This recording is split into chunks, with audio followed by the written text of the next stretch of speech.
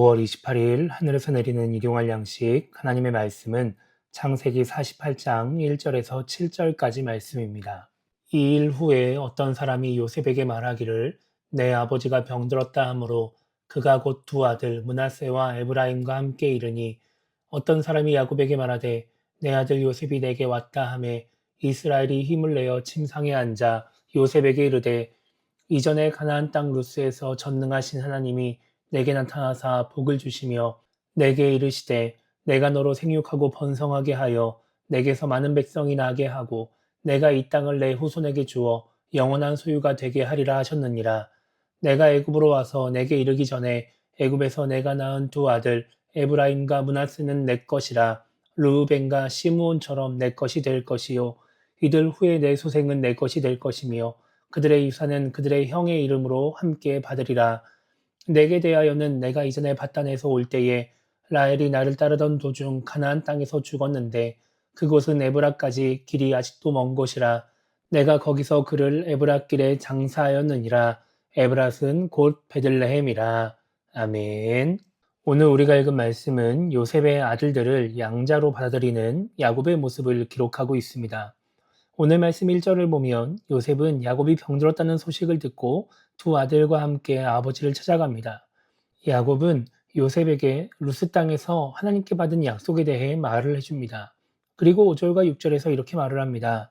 내가 애굽으로 와서 내게 이르기 전에 애굽에서 내가 낳은 두 아들 에브라임과 므낫세는 내 것이라.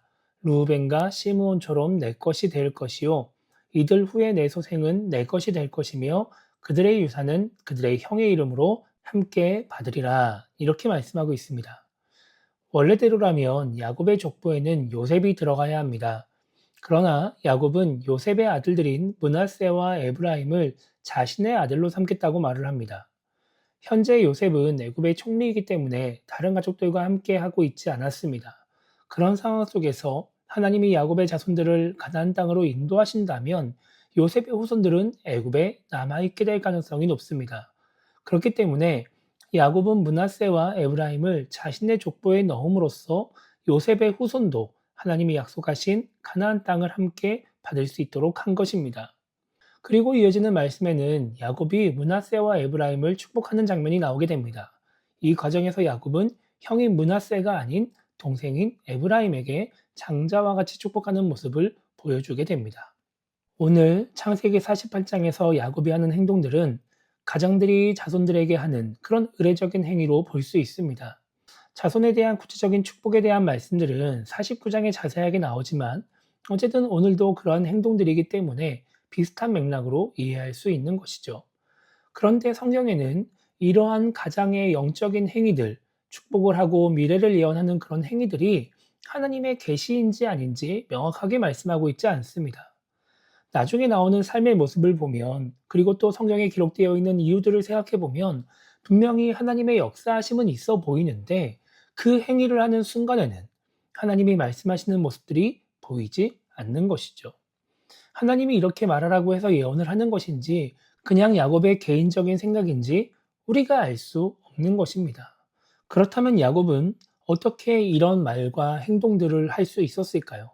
이때 하나님의 뜻을 분명히 알고 있었기 때문에 이렇게 행동을 했을까요?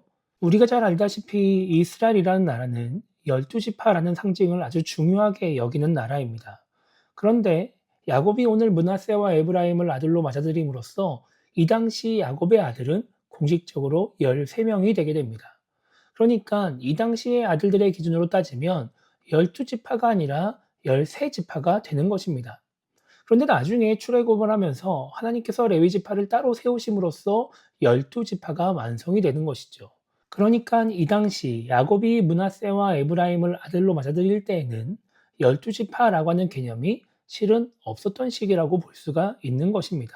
그렇기 때문에 이 당시 야곱이 나중에 레위가 따로 세워질 것을 감안해서 12지파를 만들기 위해 요셉의 두 아들을 양아들로 맞이했다라고 보기는 어렵습니다. 그러나 결과적으로 야곱은 오늘 두 명의 손자를 아들로 맞이했고 또 에브라임을 장자로 축복함으로써 결과적으로는 먼 미래를 준비하는 일들을 하게 되었던 것이죠. 우리도 인생을 살면서 매번 하나님의 음성을 들으며 하나님의 뜻을 깨달아가면서 어떠한 일들을 하지는 않습니다. 그러나 그렇게 음성을 듣지도 못하고 뜻을 깨닫지 못했음에도 불구하고 행했던 말과 행동들, 그리고 선택들이 시간이 지나서 보니까 하나님의 인도하심이었다거나 혹은 하나님의 뜻을 이루는 계기가 되는 것들을 경험하게 됩니다.